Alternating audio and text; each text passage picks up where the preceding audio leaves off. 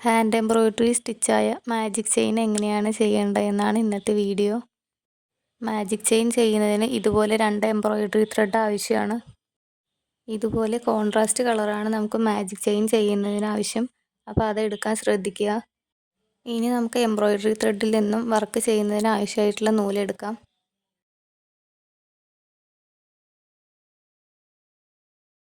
ഞാനിവിടെ ആവശ്യത്തിനനുസരിച്ചിട്ടുള്ള നൂലെടുത്തിട്ടുണ്ട്. ഇനി trimmer use ചെയ്ത് കട്ട് ചെയ്തെടുക്കാം. ഇപ്പം നമ്മളിവിടെ മാജിക് ചെയിൻ ചെയ്യാൻ ആവശ്യമായിട്ടുള്ള ഒരു കളർ എംബ്രോയ്ഡറി ത്രെഡ് എടുത്തു കഴിഞ്ഞു. ഇനി നമുക്ക് അടുത്ത കളർ ത്രെഡ് എടുക്കാം. അതും നമുക്ക് ഇതേ അളവിൽ തന്നെയാണ് എടുക്കേണ്ടത്.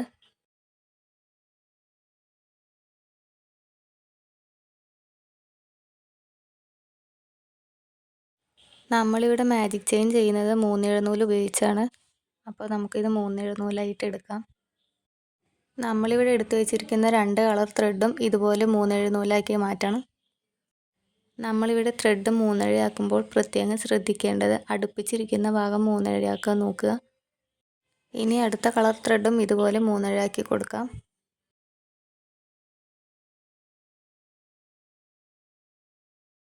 നമ്മളിവിടെ എടുത്തു വെച്ചിരിക്കുന്ന 2 കളർ ത്രെഡും ഒരുമിച്ചാണ് സൂചിയിലേക്ക് കയറ്റി കൊടുക്കേണ്ടത്. 2 കളർ നൂലും ഒരേ വലിപ്പത്തിലായിരിക്കണം. നൂല് സൂചിയിൽ കയറ്റി കൊടുത്തതിന് ശേഷം ഇതുപോലെ ഒരു ഭാഗത്ത് മാത്രം നമുക്ക് കെട്ടിയിട്ട് കൊടുക്കാം. ബാക്കി വരുന്ന ഭാഗം കട്ട് ചെയ്ത് കൊടുക്കാം.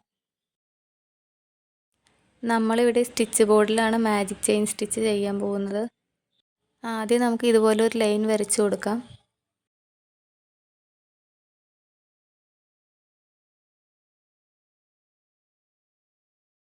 ഇനി നമുക്ക് മാജിക് ചെയിൻ എങ്ങനെയാണ് ചെയ്യാമെന്ന് നോക്കാം. നമ്മളിവിടെ ലൈൻ വരച്ചതിൻ്റെ അറ്റത്ത് താഴെ നിന്ന് മുകളിലേക്ക് സൂചി എടുക്കാം. ചെയിൻ സ്റ്റിച്ചിൻ്റെ വേരിയേഷൻ സ്റ്റിച്ചാണ് മാജിക് ചെയിൻ സ്റ്റിച്ച്.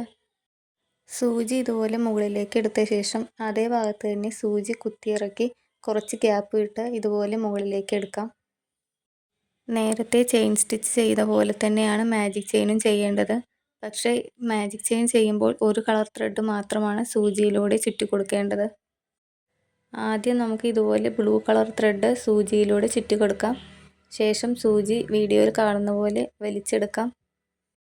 വളരെ ക്ഷമയോടെ സാവധാനം സമയമെടുത്ത് ചെയ്യേണ്ട സ്റ്റിച്ചാണ് മാജിക് ചെയിൻ സ്റ്റിച്ച്.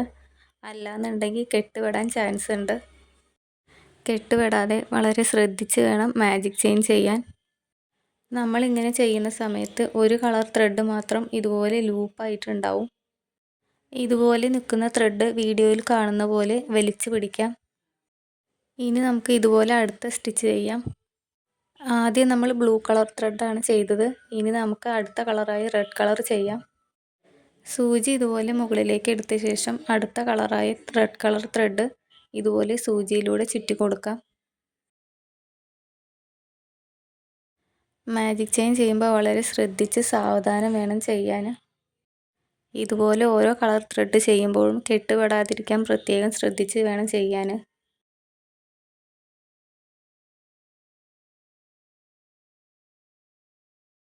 നേരത്തെ നമ്മൾ ബ്ലൂ കളർ ത്രെഡ് ചെയ്യുന്ന സമയത്ത് റെഡ് കളർ ലൂപ്പായിട്ട് കിടന്നിരുന്നു. നമ്മളത് വലിച്ചു പിടിക്കുകയാണ് ചെയ്തത്. നമ്മളിവിടെ റെഡ് കളർ ചെയ്യുന്ന സമയത്ത് അങ്ങനെയൊന്നും വരുന്നില്ല.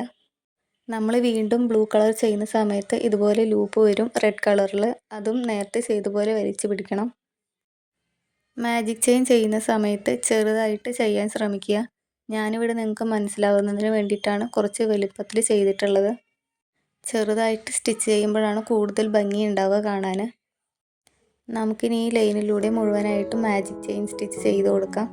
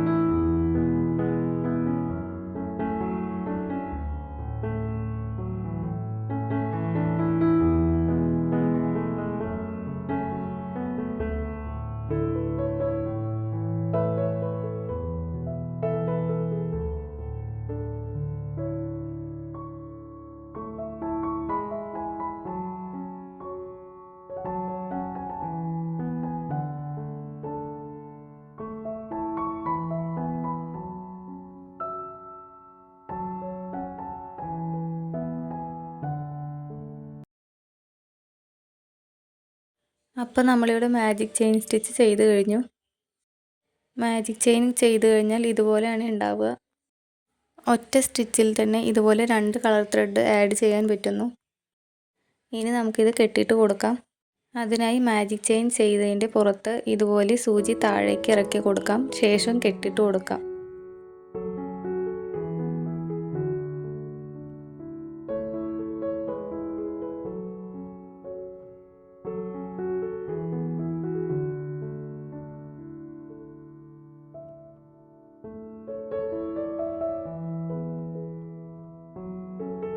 മാജിക് ചെയിൻ യൂസ് ചെയ്ത് നമുക്ക് ഇതുപോലെ വർക്ക് ചെയ്തെടുക്കാം.